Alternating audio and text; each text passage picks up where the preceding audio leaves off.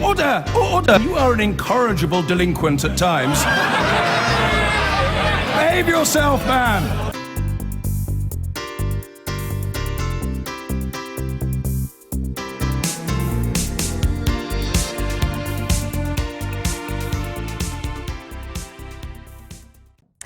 Rochdale MP Simon Danczuk has told Channel 4 News he's been unfairly treated over these sexually explicit texts he exchanged with a 17-year-old girl, partly because he's working class.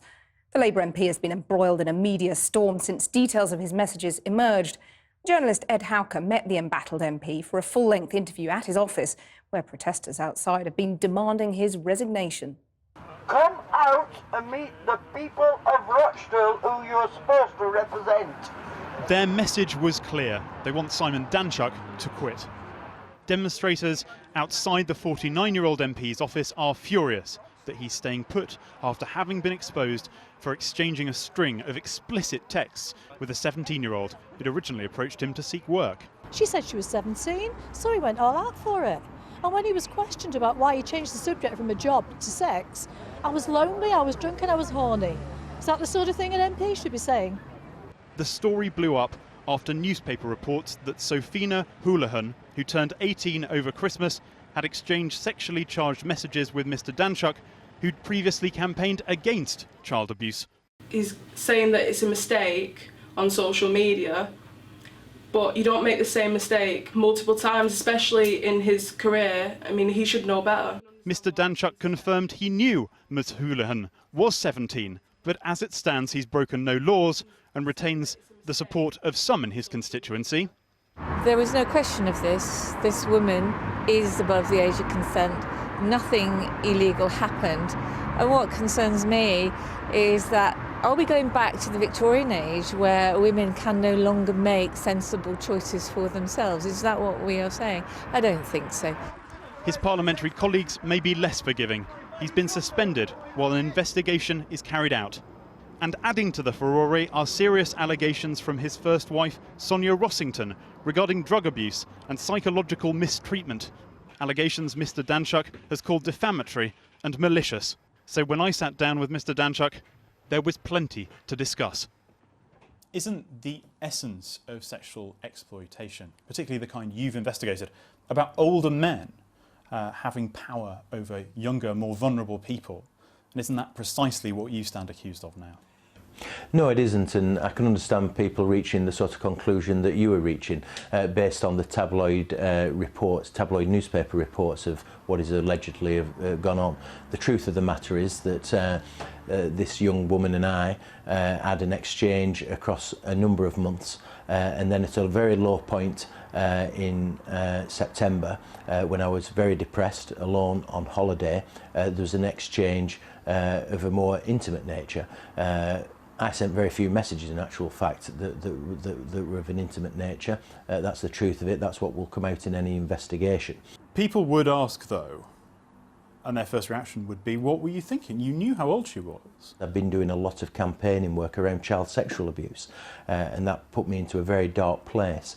And so throughout 2015, suffering from depression, at a low ebb in September, I got embroiled in this exchange of messages that wasn't appropriate, and again I apologise for that. Have you apologised to the girl in question? Well, I apologised to her via the newspapers, and if there's an opportunity to apologise to her personally, then I certainly will do. She's apologised to me, in actual fact, and sent me a message saying she was sorry for what subsequently happened, and I'm grateful for receiving, for sending that message. You, of all people, should be most aware of the damage and risk that is associated with becoming sexually involved with people who are very much younger and clearly more vulnerable than you are as a powerful MP.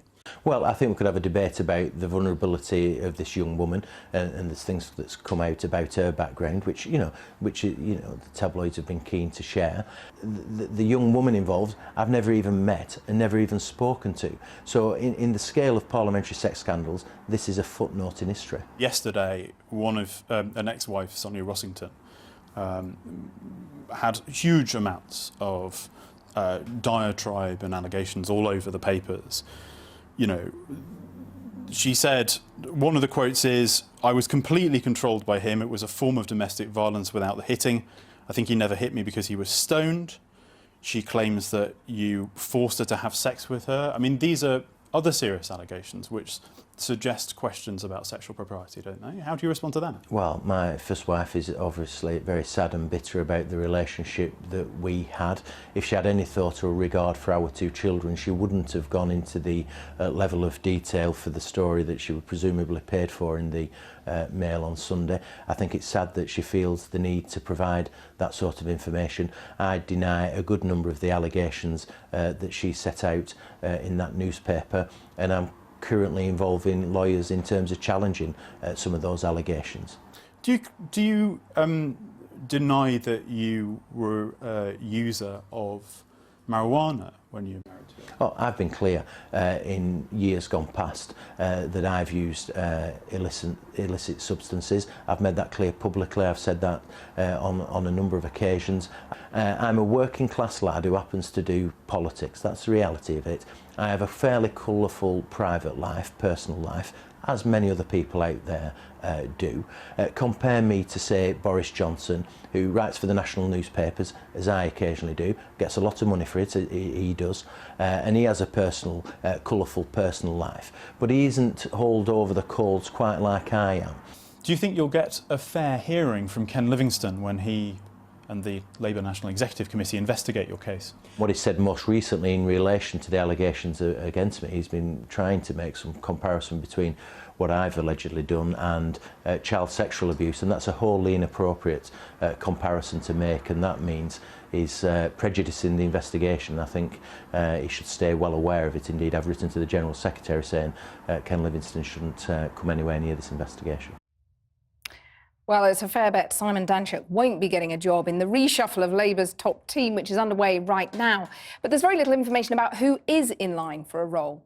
Earlier this afternoon, the party leader, Jeremy Corbyn, started talks with individual members of his shadow cabinet. Our political editor, Gary Gibbon, is in Westminster now. And Gary, I suppose the burning question is, what is the fate of the shadow Foreign Secretary, Hilary Benn? That's right. Hilary Benn's been very much at the centre of all the speculation. He, the man, the shadow Foreign Secretary, got up at the beginning of December in the debate on whether there should be military action in Syria, right next to Jeremy Corbyn sitting next to him, and rubbished Jeremy Corbyn's views on Syria, said that we should be taking military action. Jeremy Corbyn subsequently said that he found the cheering, most of it from the Tory benches, some from the Labour benches that happened afterwards, was jingoistic. He didn't like the scene at all. And the speculation for the last 10 days has been allowed to run that Jeremy Corbyn is up for what's been called this revenge reshuffle, where he gets rid of Hilary Benn and some other people too. And I know from someone who was close to Hilary Benn today that he spent a large chunk of the day expecting to be sacked or offered a demotion that he may or may not have to refuse. He walked into his meeting with Jeremy Corbyn expecting that not so long ago, came out smiling, but we still don't know his fate. If it is that after all that blowing of the wind for Hilary Benn, Jeremy Corbyn's actually decided to keep him, some people will be scratching their heads and wondering, well, what was all that about? Well, if the revenge reshuffle isn't going to happen, what is the plan B then? Well, it could well be that the focus has shifted onto the position of the Shadow Defence Secretary, Maria Eagle. There is going to be a debate, as there was on Syria, in the House of Commons, where Jeremy Corbyn is probably going to have to sit next to Maria Eagle and debate Trident with the Tories. Jeremy Corbyn being fervently a lifelong opponent of the Trident nuclear missile system, Maria Eagle a supporter of renewing it. He doesn't want to repeat that experience that he had with Hilary Benn all over again. He may well be looking for a way of trying to shuffle her out of that job, but that brings all sorts of risks with it, though right-wingers in the party say they might just be able to live with that. And Jeremy Corbyn would certainly feel it was movement in the right direction, even if the last 10 days proves to be a bit embarrassing. Gary in Westminster, thanks very much. Well, we're joined now from North West London by the former London Mayor, Ken Livingstone, who's on Labour's ruling National Executive Committee. Ken Livingstone, it remains to be seen whether this is or isn't a so-called revenge reshuffle, but is it legitimate for Jeremy Corbyn to take the opportunity to get rid of his critics? Well, it's not a revenge reshuffle. That's been a nice little line in some of the Tory media. But the simple reality is Jeremy has actually created a shadow cabinet with more freedom to speak and dissent than we've ever seen. I mean, if somebody disagreed with Tony Blair publicly on policy, they were sacked immediately. This is, I think, the most open and relaxed government. And I've never seen Jeremy Corbyn either be angry with anyone or rude to anyone in my life. OK, so should it continue that way? Should it continue that way, or does he, for example, need a shadow foreign secretary who agrees with him on Syria and a shadow defence secretary who agrees with him on Trident? Well, you see, I think the problem is this, that if Hilary Benn had been the environment spokesman, his disagreement wouldn't be a problem. But if you're actually the spokesperson for that area of policy and you're disagreeing with your leader, we just had, days of press coverage after us talking about splits and was Benn going to be a leadership challenge and all of that. And I think, you might very well find, I have no idea, I'm just relying on what I see in the media. You may very well find that Hilary could be moved or Maria could be moved to positions still in the government, important positions, but not ones where they're in conflict on that front bench. But if he decides not to sack either of them, has he bottled it? No, it was this thing. We've had all this nonsense in the press. I mean, this has not come from Jeremy Corbyn's key staff or anything like that. Been endless speculation. A lot of the old critics, the old Blairites, I think, stirring it up quite a bit. I mean, we should all just calm down and wait and see what Jeremy does. Between now and 2020, there'll be several reshuffles, some of them caused by illness and death, others just because some people don't make the grade, aren't up to the job that they've been given. Well, one person who isn't featuring in the reshuffle is Simon Danczuk, who's been suspended over the allegations against him, which you've called disturbing. Do you accept that you shouldn't have any role in investigating him when you have been so critical of him?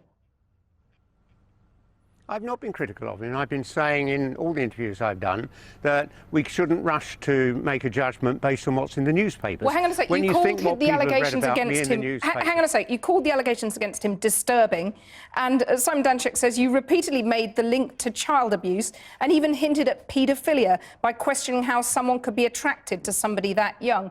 You did go a bit over the top, didn't you?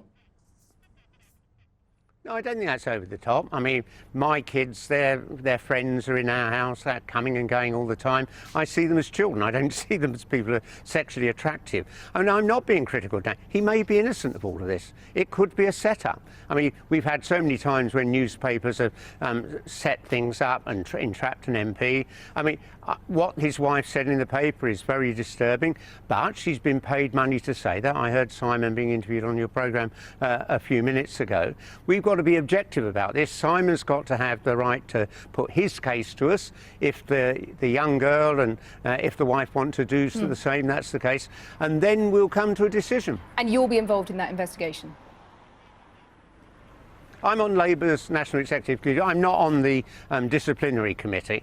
As you know, I got a rather more demanding role with our defence review with Maria Regal. Ken Livingstone, thank you very much for joining us.